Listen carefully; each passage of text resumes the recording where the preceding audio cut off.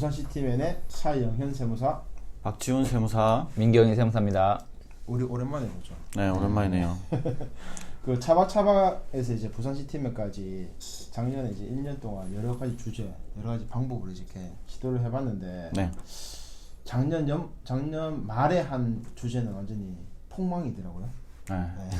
누구의 의견으로 이제 했는데 누구죠?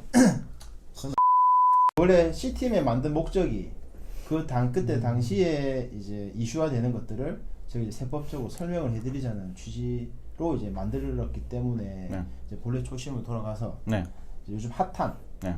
12월 16일 날 부동산 대책이 있었죠. 네. 네네. 그거에 대해서 이제 뭐 세법상 뭐 좀 아셔야 될 부분들, 주의하셔야 될 부분들을 오늘 이제 얘기 나눠보도록 알겠습니다. 그러면 정부가 왜 이런 대책을 내놓았을까요?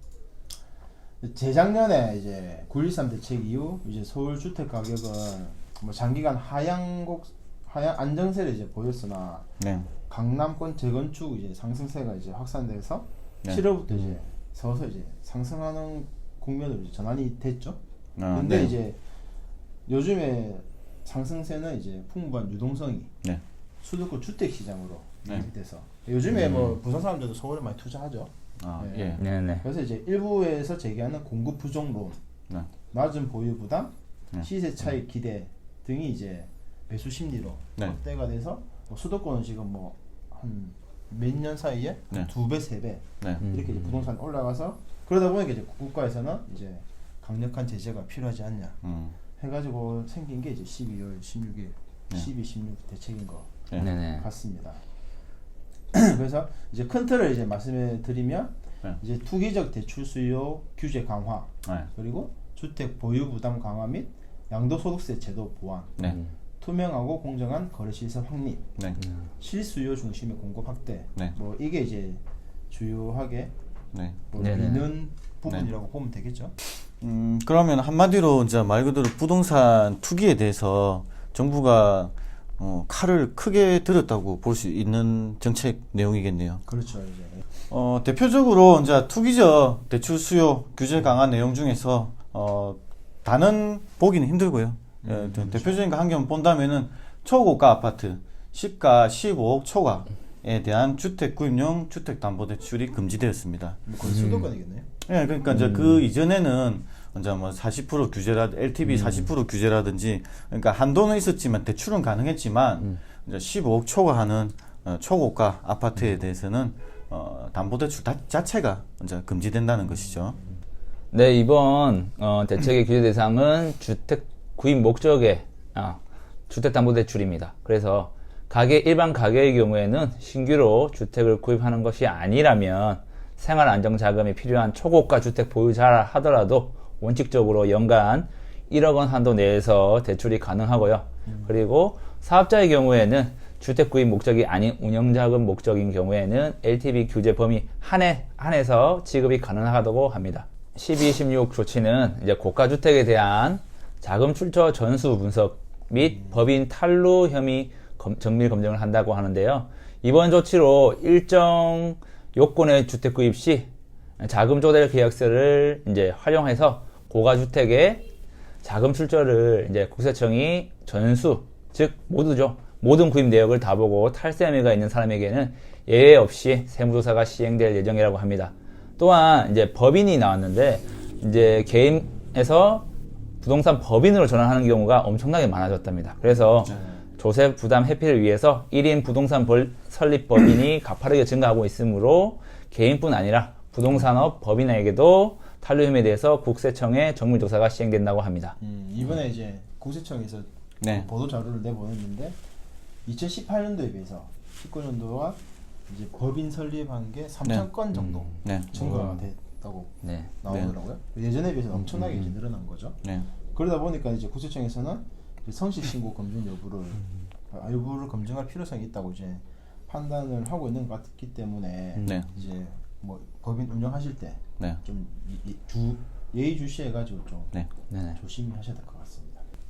또한 자금 조달 계획서의 제출 대상 확대 및 신고 항목의 구체화에 대해서 얘기를 드리면은 현행 투기 가열 지구 내 3억 이상 주택 취득 시에 그 대상을 투기 가계율 지구, 그 다음에 조정 대상 지역 확대해가지고 3억 원 이상 주택 및 비규제 지역, 그 외의 지역이죠. 그럼 모든 지역이라고 보시면 될 것 같은데 6억 이상 주택 취득 시로 확대했습니다. 와, 수도권 두드려 잡는 거네 그냥. 네, 그렇죠.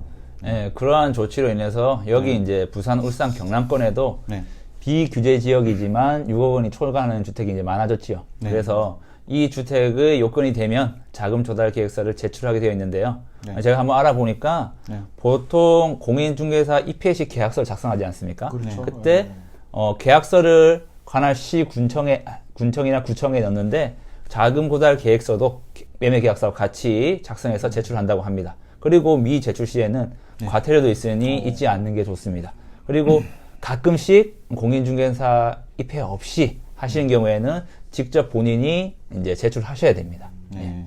자금 조달 계획서를 제출해야 되는데 여기서 이제 추가로 되는 게 자금 조달 계획서 이제 작성뿐만 아니라 그 밑에 적는 안이 있죠. 예. 그렇죠. 내가 벌어들인 소득하고 그 다음에 누구한테 돈을 빌렸거나 차입금이거나 아니면 전세 보증금 이런 거에 대해서 숫자로 적는 것뿐만 아니라 이제 증빙을 내놓으라는 거죠. 증빙을. 그래서 그런 증빙 자료로 이제 첨부해야 되는데 증빙 자료는 이제 우리가 벌어들인 근로소득이나 사업소득이나 이제 그런 거에 대해서 소득금액 증명원 그리고 또 은행에 돈 넣는 게 있겠죠. 내 돈으로. 그렇죠. 그래서 예적금 잔액 증명원 그리고 뭐 전세 있는 낀 거를 이제 구입하려고 하면 전세 계약서들 등 입증 가능한 모든 자료를 첨부해야 할 겁니다. 그래서 이게 무슨 말입니까? 결국에는 계획서뿐만 아니라 이제 정부나 국세청에서 수집하기 시간이 걸리는 증빙 자료를 본인이 직접 제출해서 빨리 수집해서 빨리 조사를 하겠다는 거죠. 네. 그 옛날에는 이제 결혼을 하면 네. 부모님이 집 사주는 게 이제 네. 당연시 했는데 요즘에는 그러다 이제 바로 정해서가 네. 되고요. 그리고 예전에는 그냥 대략적으로 그냥 자금 추천 소명을 받았다고 하면 요즘에는 뭐 정해 같은 경우에는 네. 뭐 부모님한테 받았는지 네. 아버지한테 받았는지 누구한테 받았는지 정확하게 명확하게 작성해야 되는 걸로 바뀌었기 때문에 뭐 이제 그 부동산 구매하실 때는 네. 이제 뭐 내 자금이 어떻게 되고 또 차입금 어떻게 되는지 그걸 네. 명확하게 좀 네.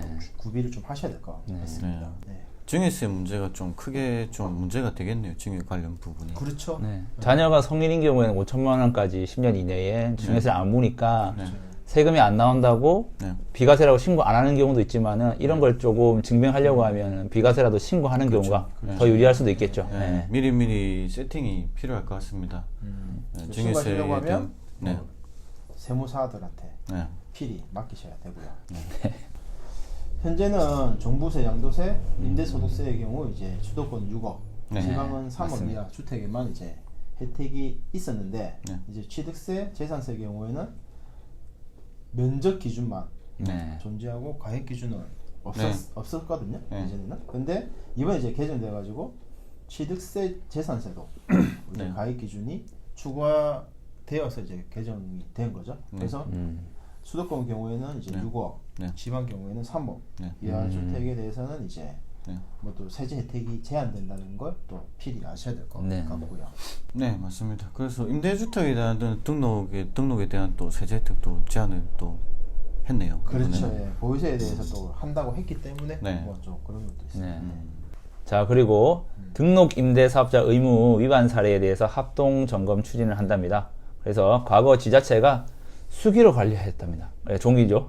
수기 관리해오던 등록 정보를 현행화 뭐겠습니까? 전자로 다 관리하겠다는 거죠. 점검이 제한적이어서 등록 정비를 이제 다 빠른 시일 내에 완료하고 이제 다 했다는 소문도 있는데 사업자 의무 위반 사례에 대해서 관계기관의 합동 점검 TF를 구성하여서 시스템 연계 구축을 해서 위반자들을 적극 적발할 예정이라고 합니다. 예. 예전에는 구제청은 전부 다 뭐 전산이 잘 돼 있어가지고 네. 뭐 이런 리스크가 없었는데 지방은 아직까지는 지방세 쪽은 이제 그렇게 네네. 뭐 좀 틈이 좀 있었다고 봐야 되는데 이제는 네. 이제 아예 네. 불가능하게 맞습니다. 됐고요. 그리고 뭐 요즘에 이제 제가 들어보니까 주택 임대 사업자들이 간편하게 등록할 수 있는 네. 렌트홈이라는 또 네. 사이트가 네, 네. 사이트가 있습니다. 있더라고요. 네. 그걸 보면서 생각드는 게 세상은 편해지는데 네. 살기는 점점 빡빡해지는구나 네. 라는 생각이 좀 들긴 하더라고요. 네. 그래서 이런 식으로 이제 계속 이제 양성화 자료가 양성화되다 보니까 뭐 불법, 편법은 이제 뭐 물 건너간다고 이렇게 생각하셔야 될 것 같습니다. 네. 맞습니다. 그리고 등록 임대사업자 책임 강화를 위한 등록 요건도 강화됐는데요. 현행 규정상 부도 사업자 외에 등록 제한 규정이 없었습니다. 그래서 이번에 개선된 사항으로 등록 사업자의 책임 강화를 위해서 미성년자 등록을 제한하고요. 그 다음에 위반으로 등록 말소된 자는 2년 이내 등록 제한 등으로 요건이 강화됐습니다. 혜택을 안 주겠다는 이 말이네요. 예, 솔직히 이제 미성년자 자녀에게 주택 증여하고 네. 주택 임대업 등록하는 경우가 많은데 네. 이러한 것을 이제 막는다는 거고요. 네. 그리고 막는다는 게 혜택을 이제 안 준다는 그렇죠. 거죠. 예. 예. 그리고 등록 말소된 자에게는 어느 정도 시간의 불이익을 줘가지고 등록 임대업에 대한 사업자 책임을 무겁게 한다는 뜻인 것 같습니다. 그리고 개정 시기는 이제 민간 임대주택 특별법 개정 후 즉시 시행한다고 하니 네. 국회 통과를 이제 지켜봐야 될 것 같습니다. 예. 그렇죠.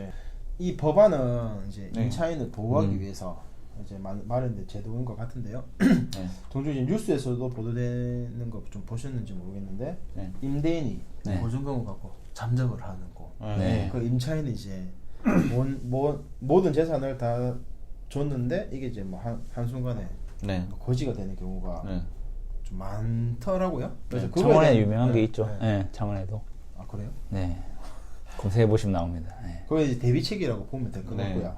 만약 이제 보증금을 미반환할 경우에는 이제 사업자 등록증 네.